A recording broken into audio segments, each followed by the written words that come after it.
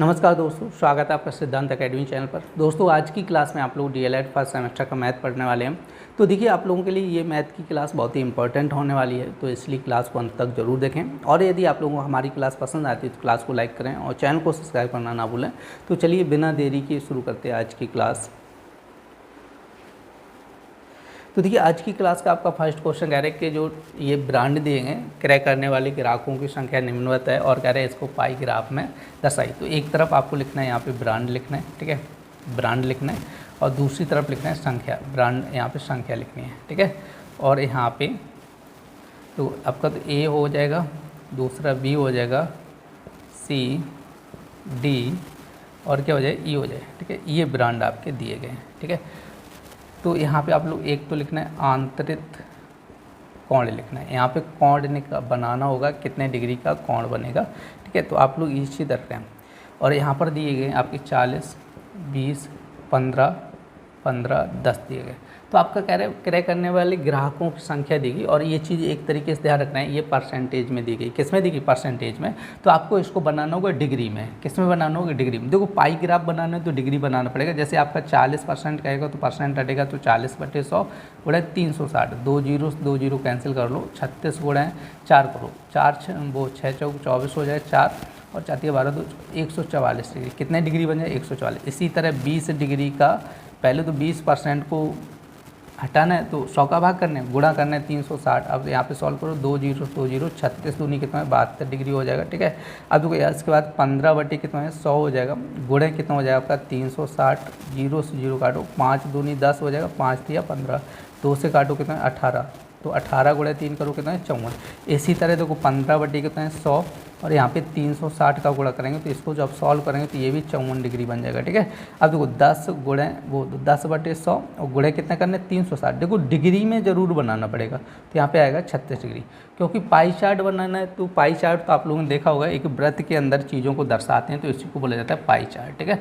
जैसे आपका एक सर्किल है और इसके अंदर चीज़ों को दर्शाना है। अब ये सर्किल है तो आपको सबसे पहले यहाँ पे देखना है जो ए ब्रांड है उसका जो कितने डिग्री कोण बन रहा है, आपका 144 डिग्री बन रहा है। तो यहाँ से समझ, ये पूरा कोण होता है 180 डिग्री, ठीक है। तो 144 बनाना है ना, तो 90 से थोड़ा ऐसा कर दो, तो ये बन गया आपका ब्रांड ए के लिए 144 डिग्री कोण बन गया, ठीक है, ए के लिए। अब दूसरा क्या कह रहा है? तो 72 डिग्री कह रहा है, तो 72 डिग्री का मतलब यहाँ पे जब लंब डालेंगे तो 90 हो जाएगा, 90 से थोड़ा कम कर दो तो ये बन जाएगा 72 डिग्री कोण ब्रांड बी के लिए, ठीक है। अब नेक्स्ट आपका कह रहा है सी और डी में कितना डिग्री कह रहा है? 54 डिग्री कह रहा है। 54 का मतलब यहाँ पे आपका बराबर बराबर कर लेना, ऐसे करके 2 भाग, ठीक है। तो ये हो जाएगा 54 डिग्री और ये 54 डिग्री, सी और क्या हो जाएगा? डी हो जाएगा। बच्चा कितना आपका? 36 डिग्री, तो ये मान लो आपका 36 डिग्री बनेगा और ये बन जाएगा ई। अब देखो यहाँ पे ये आपका पाई चार्ट बन गया और ये चीज़ ध्यान रखेगा, आपका देखो एग्जैक्ट नहीं बनाया जा सकता है एग्जाम में, इसी तरह आप थोड़ा अंदाजे से बना सकते हैं। क्योंकि देखो जैसे 144 है तो इसका बड़ा रहना चाहिए, 72 का बड़ा रहना चाहिए, 54 डिग्री कहते हैं तो इससे छोटा होना चाहिए, 36 डिग्री कहते हैं इनसे छोटा होना चाहिए। ये आइडिया लगा के आप लोग यहाँ पे पाई चार्ट बना सकते हैं, ठीक है, पाई ग्राफ बना सकते हैं। अब आप लोग चाहो तो क्लियर बना लो, क्लियर नहीं बन पाए क्योंकि 72 डिग्री और 144 डिग्री कोण आपका यहाँ पे बन नहीं पाएगा, ठीक है। तो इस टाइप से आप लोगों को क्वेश्चन करना है, ये चीज़ रखना है।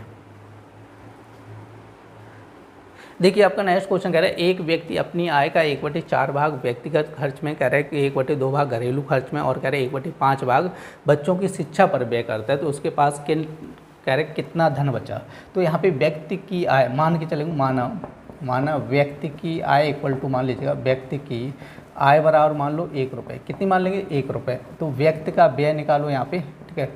कुल व्यय इक्वल टू कितना हो जाएगा? यहाँ पे लिख लो कुल व्यय। कुल व्यय का मतलब टोटल खर्चा कितना हो रहा है? तो 1/4 भाग कहाँ पे हो रहा है? ठीक है, व्यक्तिगत खर्च पे, 1/2 भाग घरेलू पर, 1/5 भाग बच्चों की शिक्षा पर। तो 4, 2 और 5, 4, 2, 5 का लासा लेना है, लासा इस टाइप से लेना, 2 का भाग 2, 1, 5 है, फिर 2 से जाएगा 1, 1, 5 और यहाँ पे 5 से जाएगा 1, 1 हो जाए। अब इनका गुणा करना, 2 गुणे 2 कितना है? 4, 4 गुणे 5 करो कितना है? 20 हो जाएगा, ठीक है। तो यहाँ पे आपका एलसीएम हो जाएगा 20, 4 का भाग 20 में करो कितनी बार जाएगा? 5 बार जाएगा, ठीक है। तो 5 का गुणा करना है, 2 का भाग 20 में करेंगे कितनी बार जाएगा? 10 बार जाएगा, ठीक है। 10 दूनी 20 हो जाएगा, तो 10 करना है। 5 का भाग 20 में करेंगे 4 बार, तो 4 का गुणा 1, ठीक है। तो यहाँ पर देखो टोटल खर्च कितना है? 19/20 रुपये। कुल खर्च कितना है? 19/20 रुपये। आप कमा कितना रहा है? 1 रुपये। 1 रुपये में से 19/20 20 रुपये क्या कर रहा है, खर्च कर रहा है, तो यहाँ पे बचत निकालनी है। हमें क्या निकालनी, बचत। बचत कैसे निकलेगी, जो कमा रहा है उसमें ऐसे खर्च घटा दीजिएगा, तो 1 माइनस 19/20। अब यहाँ पे देखो 20 का क्रॉस गुणा करना है, तो यहाँ पे हो जाए 20 माइनस 19/20 हो जाए, 20 में से 19 क्या है, 1/20 आपका आंसर हो जाएगा। देखिए आपका नेक्स्ट क्वेश्चन दिए गए, ठीक है, आपको क्या कह रहा है, सरल करना है। तीसरा क्वेश्चन, अरे देखो 121 भाग आपका कोष्टक 16 माइनस 14 माइनस 3 और 9 माइनस 6 और ये कोष्टक, ठीक है, ये चीज़ रखना है। तो यहाँ पे देखो, यहाँ पे हो जाए 121 भाग आपका हो जाए 16 माइनस और आपका हो जाए देखो 14। यहाँ पे देखो मझला कोष्टक लगा है और माइनस, अब देखो यहाँ से समझ, 9 में से 6 गया, कितना बचेगा, 3 बचेगा, और यहाँ पे 3 गुणे 3 कितना है, 9 हो जाए, ठीक है, एक स्टेप कम कर दिया यहाँ से, ये चीज़ रखना है। तो 121 भाग आपका हो जाए 16। अब देखो 14 में से 9 गया, कितना बचेगा, 5 बचेगा, तो यहाँ पे आपका बन जाएगा देखो 121 भाग कितना बचेगा, 11। तो इसका मतलब हुआ 121/11 करो, तो 11 से काटो, कितनी बार कटेगा, 11 बार कटेगा, ठीक है। तो आपके इस क्वेश्चन का जो आंसर हो जाएगा वो 11 हो जाएगा। देखिए आपका नेक्स्ट क्वेश्चन क्या कह रहा है, समबाहु त्रिभुज की परिमाप कह रहा है 12 सेंटीमीटर है, इसका क्षेत्रफल ज्ञात कीजिए। तो आपका देखो 4 नंबर क्वेश्चन कह रहा है, तो आप लोग धर कर देखो समबाहु त्रिभुज का परिमाप। देखो समबाहु त्रिभुज का परिमाप क्या होता है, 3 गुणे भुजा। देखो समबाहु त्रिभुज परिमाप आप लोगों को बता चुका हूँ। जैसे ये त्रिभुज है, त्रिभुज में 3 भुजाएं होती हैं, तीनों भुजाओं की लंबाई को ऐड कर लो, ठीक है, तो ये बन जाएगा परिमाप। समबाहु त्रिभुज का परिमाप इक्वल टू क्या होता है, 3 गुणे भुजा हो जाता है। तो परिमाप कितना दिया, 12, तो 12 इक्वल टू 3 गुणे भुजा हो जाएगा, ठीक है। आप लोग रखना है, तो 3 का भाग करो 4 बार, तो भुजा इक्वल टू इसकी कितनी आ जाएगी, 4 सेंटीमीटर। क्लियर, भुजा इक्वल टू कितनी आ जाएगी, 4 सेंटीमीटर। उसका लिखना है समबाहु त्रिभुज का क्षेत्रफल। तो फॉर्मूला क्या होता है समबाहु त्रिभुज का क्षेत्रफल, √3/4 भुजा स्क्वायर, √3/4 भुजा स्क्वायर हो जाए, ठीक है। आप लोग धर रहे हैं, क्या हो जाए, √3/4 इंटू भुजा स्क्वायर हो जाए, तो √3/4 भुजा का मान कितना दिया, 4, 4 का स्क्वायर कितना होता है, 16।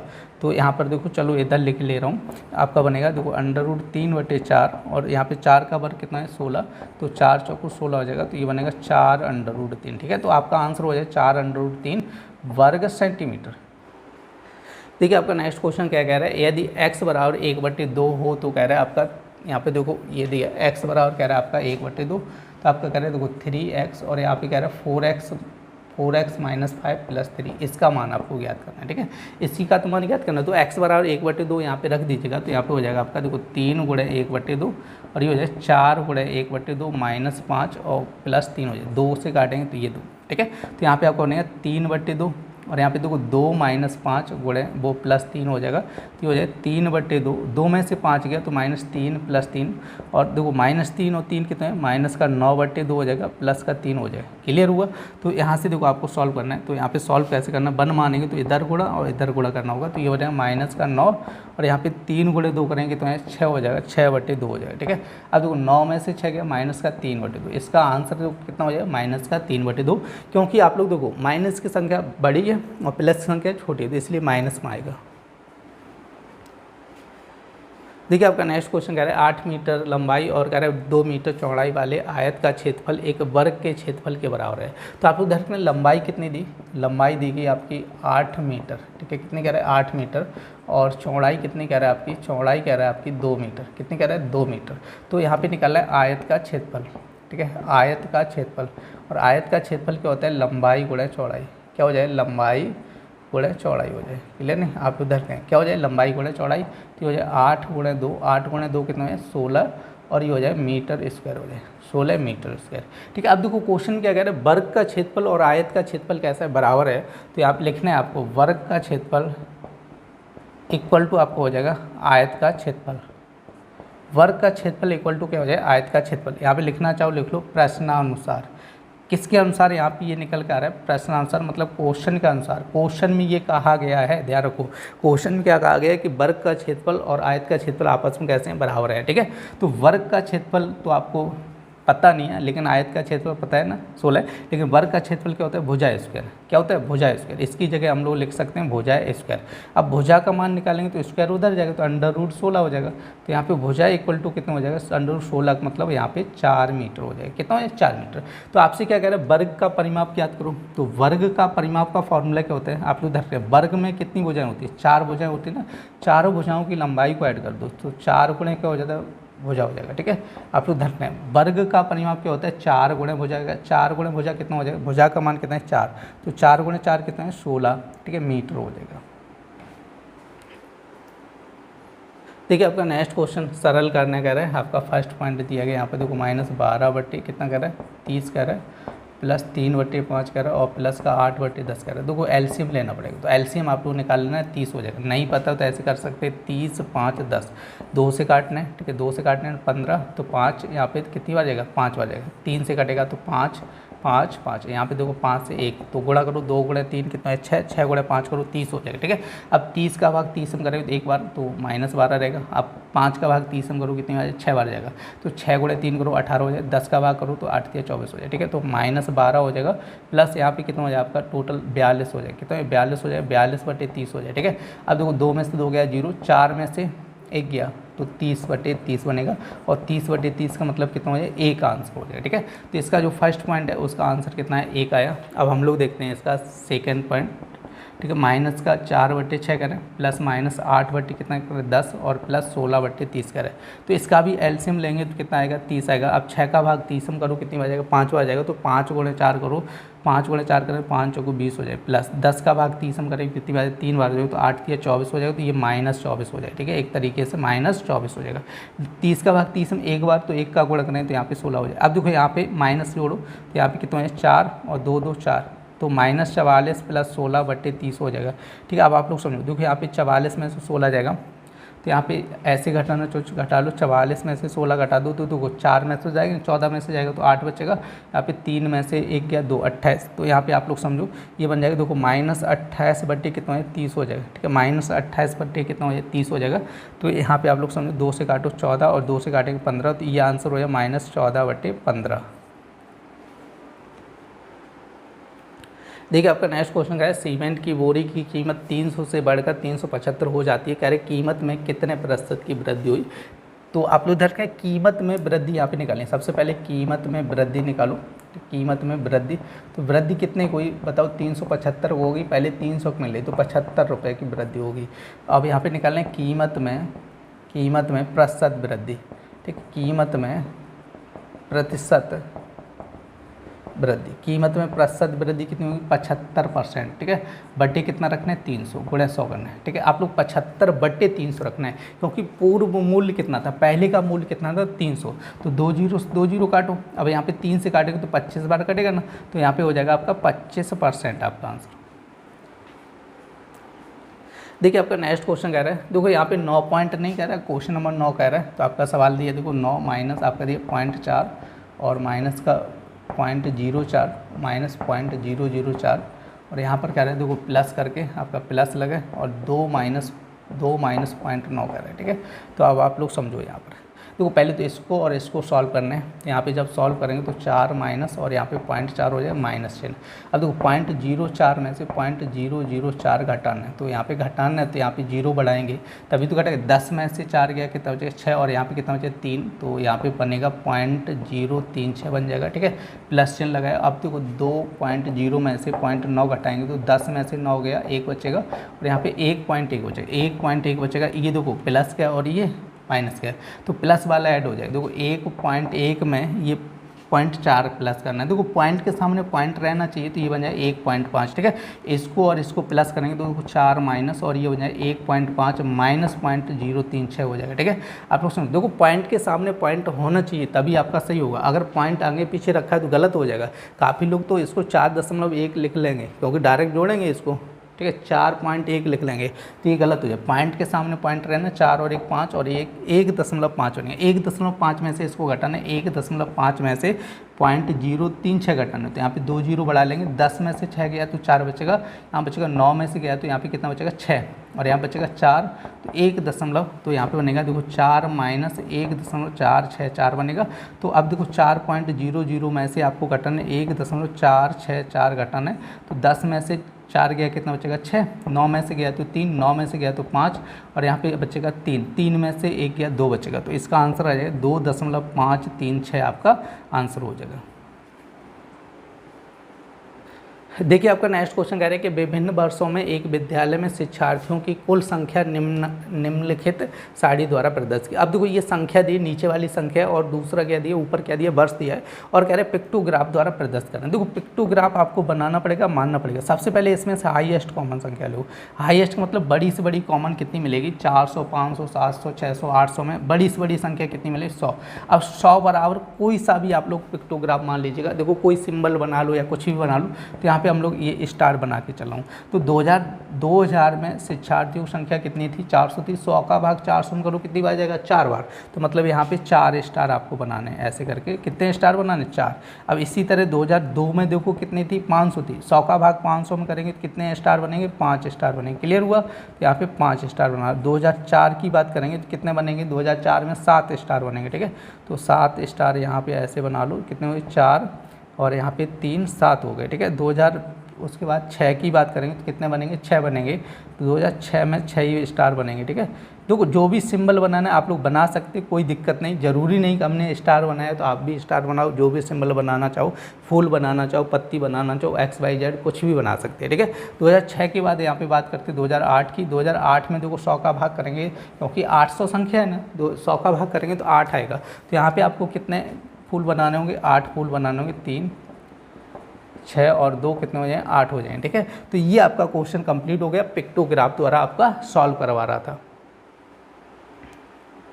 देखिए आपका नेक्स्ट क्वेश्चन कह रहा है एक वर्ग का परिमाप 225 सेंटीमीटर है। कह रहा है इस वर्ग की भुजा का मान ज्ञात कीजिए। यदि कह रहे हैं कि भुजा कह रहे हैं कि एक वर्ग की भुजा 2 सेंटीमीटर कम कर दी जाए तो कह रहे हैं प्राप्त वर्ग का परिमाप ज्ञात कीजिए। तो देखो वर्ग का परिमाप दिया, तो वर्ग का परिमाप क्या होता है, देखो आप लोग देखते हैं वर्ग का परिमाप इक्वल टू 4 गुणे भुजा हो जाता है, कितना है, 4 गुणे भुजा हो जाएगा। ठीक है, तो परिमाप कितना दिया, 225, 225 इक्वल टू 4 गुणे भुजा। यहाँ से हम लोग निकालेंगे भुजा का मान। ठीक है, तो इधर आएगा, देखो भुजा इक्वल टू आपका हो जाएगा, भुजा इक्वल टू 225/4। अब 4 का भाग करो, कितनी बार जाएगा, 5 बार, 4 5 20 हो जाएगा, तो कितना बचेगा, 25 हो जाएगा, 4 6 24 हो जाएगा। ठीक है, 4 6 24, 1 बचेगा, पॉइंट लगाए, 4 दूनी 8, 4 5 20, तो इसकी भुजा कितनी आ रही है आपकी, 56.25 सेंटीमीटर आ रही है। ठीक है, आपसे कह रहे हैं कि देखो भुजा कह रहे हैं 2 सेंटीमीटर कम कर दी जाए, तो यहाँ पे आप लोग देखते हैं नई भुजा इक्वल टू, या ऐसे लिख लो वर्ग की नई भुजा इक्वल टू न्यू भुजा कितनी हो जाएगी, 56.25 में से 2 सेंटीमीटर घटाएंगे तो ये बनेगा 54.25 बन जाएगा। कितना हो जाएगा, 54.25 बन जाएगा। और हम अब क्या निकालना है, आपका वर्ग का परिमाप निकालना है। क्या निकालना है, वर्ग का परिमाप निकालना है। ठीक है, तो वर्ग का परिमाप क्या हो जाएगा, 4 गुणे भुजा हो जाएगा, 54.25 हो जाएगा। 4 का गुणा करो, 4 का गुणा करेंगे तो 5 में करें, 4 5 20 हो जाए, 2 4 दूनी 8, 2 कितना हो जाए, 10 हो जाए, 1 4 6 16, 1 17, 1 हो जाएगा, 4 गुणे 5 करेंगे कितना है, 20 और 1 21 हो जाएगा, पॉइंट लगेगा तो ये हो जाएगा 217। ठीक है, तो करेक्ट आंसर कितना है, 217, क्योंकि आप 2 अंक बाद पॉइंट, तो यहाँ पर भी आप लोग 2 अंक बाद पॉइंट लगा सकते हैं। देखिए आपका नेक्स्ट क्वेश्चन कह रहा है व्यंजक दिए गए, कह रहे हैं कि व्यंजकों के योगफल में से इसको घटाने पर क्या होगा। तो क्वेश्चन नंबर 12 कह रहा है जो आपका व्यंजक दिया x + 2y और इसको प्लस करना है आपका 2x + y। क्या करना है, x + 2y में 2x + y को जोड़ना है और इसमें से 3x + y को घटाना है। ठीक है, तो यहाँ से आप लोग समझो, यहाँ पे देखो x + 2y और प्लस का 2x + y इसको ऐड करना है और -3x + y इसको घटाना है। ठीक है, तो यहाँ पर देखो ये बन जाएगा x और 2x 3x हो जाएगा और यहाँ पे बनाएंगे 3y बन जाएगा। अब 3 का गुणा करो, -3 का गुणा करें, -3x और -3y बन जाएगा। अब देखो ये प्लस माइनस कैंसिल हो जाए, टोटल कितना बनेगा, 0 आंसर हो जाएगा। देखिए आपका नेक्स्ट क्वेश्चन क्या है, रेखाखंड किरण में अंतर स्पष्ट कीजिए। और कह रहा है कि चित्र में भी अंतर स्पष्ट कीजिए। कह रहे कि रेखा दो बिंदुओं के बीच की बनी हुई एक सीधी आकृति होती है। कह रहे कि दोनों ओर अंत तक फैली होती है। देखो ये एक रेखा है और दोनों तरफ एरो लगा तो मतलब ये इनफाइनाइट तक दोनों ओर फैल सकती है। अब कह रहे कि रेखाखंड क्या होता है? रेखाखंड वह भाग है, कह रहे जो दो निश्चित बिंदुओं के बीच होता है।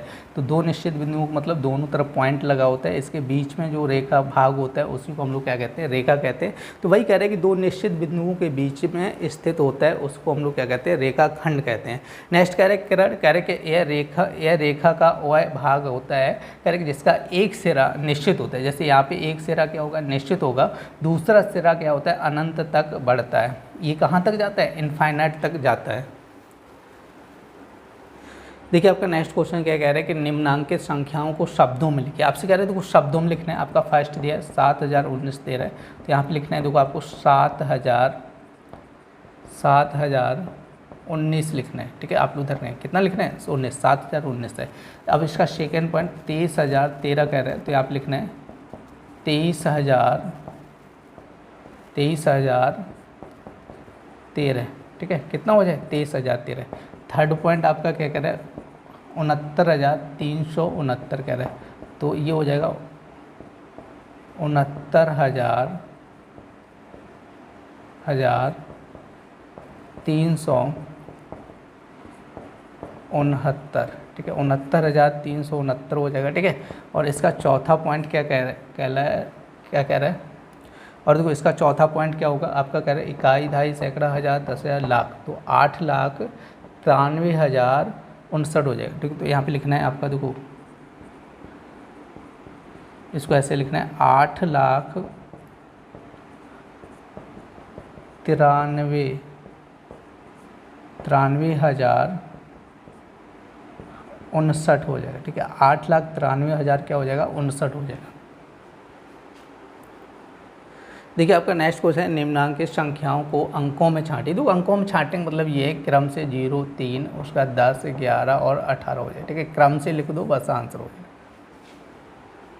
देखिए आपका नेक्स्ट क्वेश्चन कह रहा है 1, 2, 3 से बनने वाली कह रहे 3 अंकों की सभी संख्याएं लिखिए जबकि अंकों की पुनरावृत्ति ना हो। 123 बन जाएगा और 132 बन जाएगा। ठीक है, अब यहाँ पे 213 बनेगा और 231 बन जाएगा। ठीक है, 312 बनेगा और 321 बनेगा। ये आपके 6 संख्याएं बन जाएंगी। दोस्तों आज की क्लास में आप लोगों ने DLED फर्स्ट सेमेस्टर का मैथ पढ़ा था। उम्मीद है आज की क्लास के सारे क्वेश्चन आप लोगों को बहुत अच्छे समझ में आए होंगे। और यदि आप लोगों को हमारी क्लास पसंद आई तो क्लास को लाइक करें और चैनल को सब्सक्राइब करना ना भूलें। तो चलिए फिर मिलते हैं ऐसी नेक्स्ट क्लास में, तब तक के लिए धन्यवाद।